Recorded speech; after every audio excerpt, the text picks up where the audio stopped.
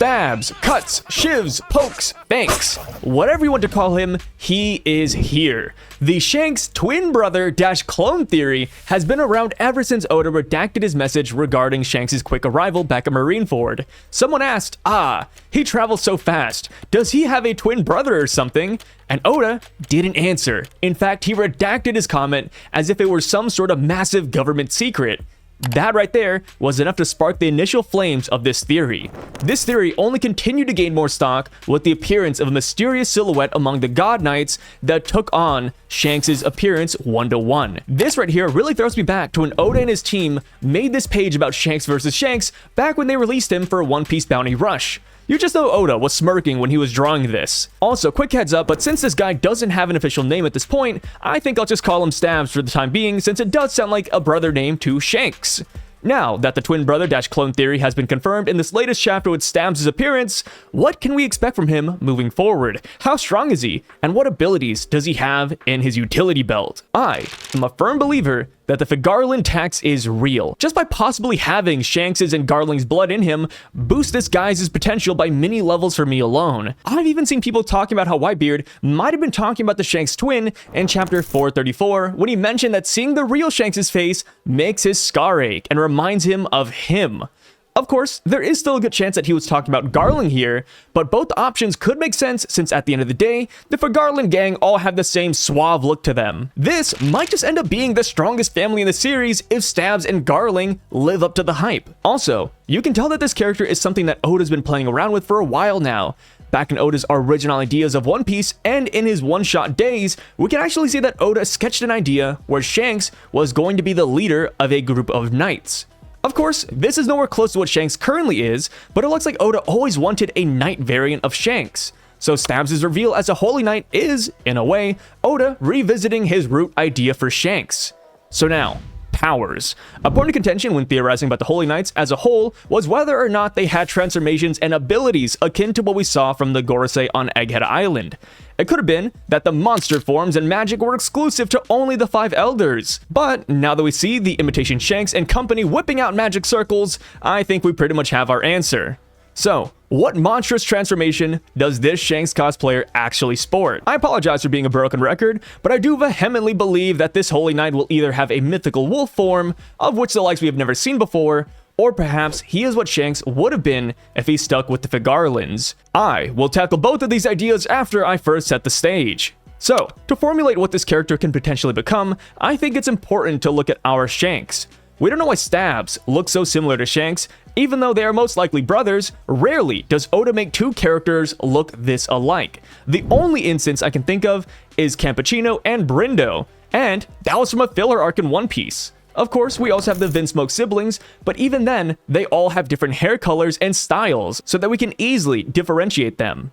But no, this time around, they're nearly identical in this case. Of course though, we haven't seen the other side of Stabs' face, so maybe there's something there that'll make them very distinguishable, but that's besides the point. So now, getting back to it, perhaps Garling didn't enjoy the outcome of him losing his son at God Valley, so he decided to procreate Stabs as an honest Shanks replacement. There are even theories out there that Stabs might just be a clone of Shanks, kind of like how Stussy is a clone of Miss Bakken.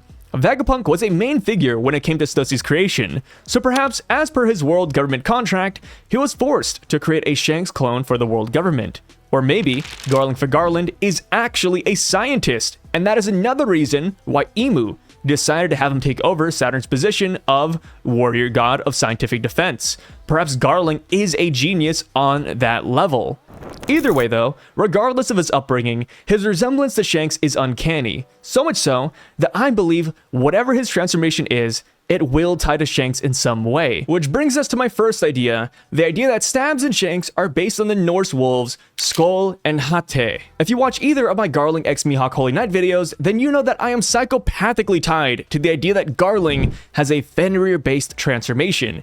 It's actually a bit unhealthy, but because I have faith in that theory, I believe it can be extended to fit in Shanks and Stabs as well. In Norse mythology, Fenrir actually has two sons, those being Skoll and Hate. Hopefully I'm pronouncing those right, by the way. They're known as the wolves that chase the sun and the moon. Depending on what you read, you'll get conflicting reports of which wolf chases the sun and the moon, but regardless, you get the idea here. The one that represents the sun would be Shanks in this scenario, while the one representing the moon would be Stabs. They could be seen as two opposing sides of a coin. Also, just because I included Shanks in here doesn't mean that he will have a transformation, since he isn't a part of Emu's gang and probably isn't blessed with Emu's magical powers. A small hint that Shanks and Stabs could be based off of these wolves could be seen with Shanks' pajamas that he was found wearing back at God Valley. As a baby, he was sporting sun and moon patterned clothing.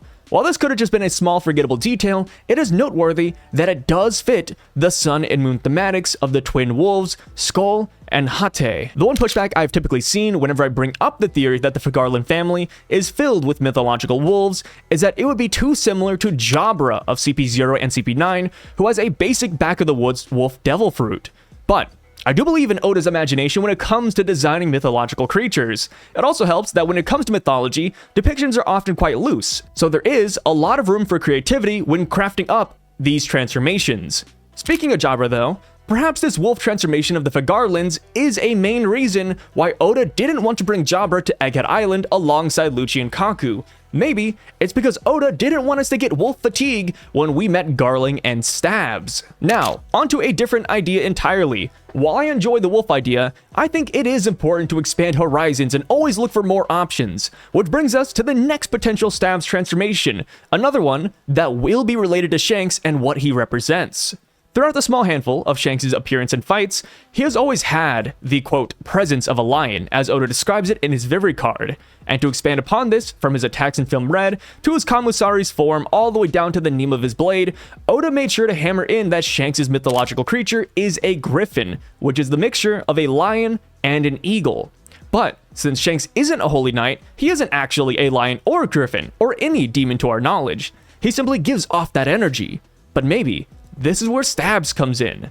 Perhaps Stabs is the, quote, successful Emu magic-infused knight that Shanks was born to be, and Stabs actually has a mythological griffin transformation. I know that crazy, out-of-this-world transformations are redundant, but with the 5 elders all sporting transformations, the idea that the Holy Knights can transform too isn't too far of a logical leap. If Stabs is indeed a griffin, it would give him a nice advantage here on Elbaf, since it is split into many vertical layers. Not like it matters much since he could just teleport with magic circles, but if he could fly as a griffin, that'd be a huge plus. Also, imagine the trash talk he could throw Shanks' way, mocking him as a failed Celestial, a failed Fagarland, and someone who was discarded by Emu. A nice spin on this as well would be if Stabs takes on the form that is akin to a griffin. There are many mythological creatures in the world that have half-lion figures, such as a Chimera, Darwin, or even the Winged Lion of St. Mark. The lion route in general wouldn't be that bad, since it would match what Oda said in Shanks' Vivre card. Stabs, also resembling a lion, would fit nicely, no matter the specific form. Funny enough, at the beginning of Elbaf, we just so happened to meet a cat that had the weird, still unexplained, ability to transform into a lion.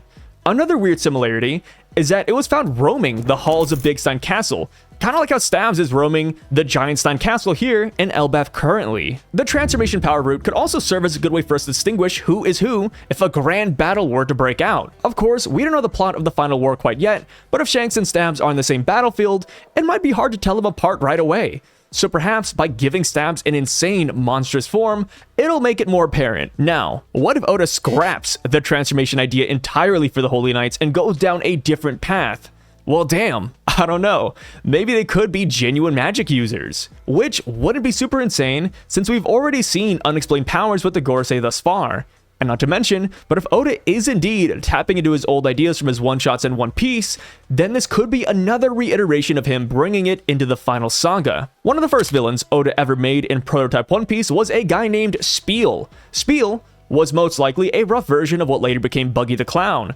But it's not his character or personality that really matters here though, it's his powers. So in One Piece version 2 Romance Dawn, Spiel actually had the power of magic. And no, I don't mean a magic no mi or magic devil fruit or anything like that. He had genuine magic powers. He could fly, set people on fire, use telekinesis, conjure weapons, control water, and even control the weather. He did all of this while fighting East Blue Luffy. The craziest part is that this power system of magic actually existed alongside devil fruits too. In this version of One Piece, Oda still gave Luffy the Gomu Gomu no Mi, while Spiel just had bona fide magical powers. Oda envisioned a series where devil fruits and magic existed in the same world.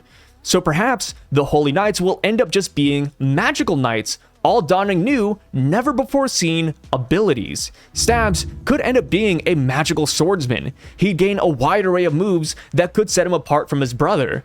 Of course, this sounds insane, but what isn't insane in One Piece, especially as we're nearing its end? Also, now that I think about it, I think the name Slash or Slasher would go pretty hard for a swordsman. So now that we talked about Stabs' powers to death, it is time to talk about his potential matchups. If we were going to talk about his plot and the future of his storyline, then we'd be here for hours. So instead, I'm going to limit this video to just his top 3 best matchups in my opinion, and why they would be so impactful. The first and most obvious fight would be Stabs versus Luffy.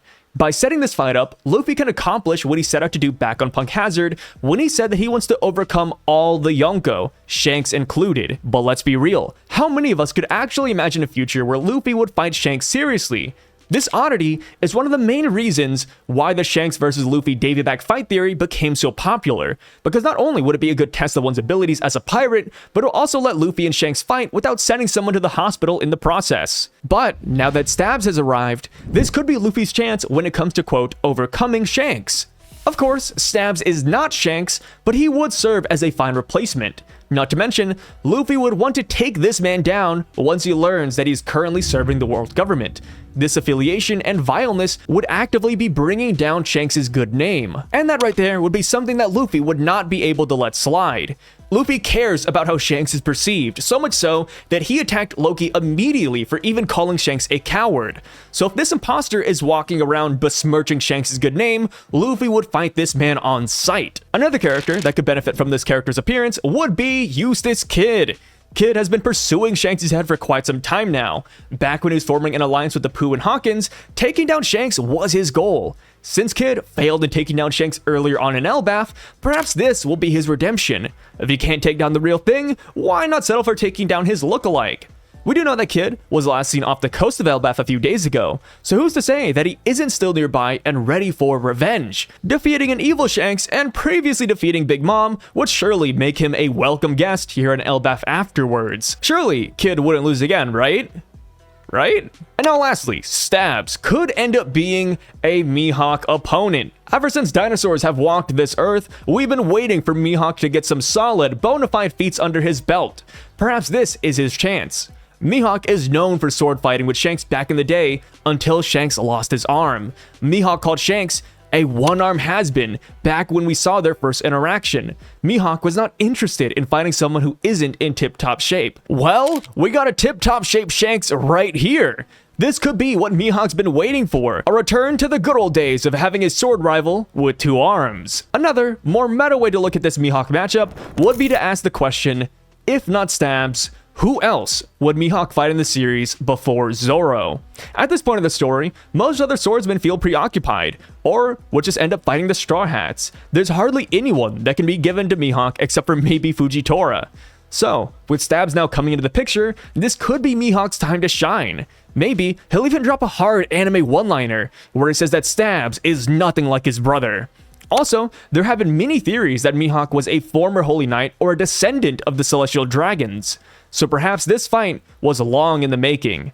In an SBS, Oda said that Mihawk was betrayed long ago, and that is what spurred his hunt against Marines that earned him the title Marine Hunter Mihawk. Perhaps Stabs or the Fagardland family have something to do with that betrayal, and it could serve to flesh out more of Mihawk's story.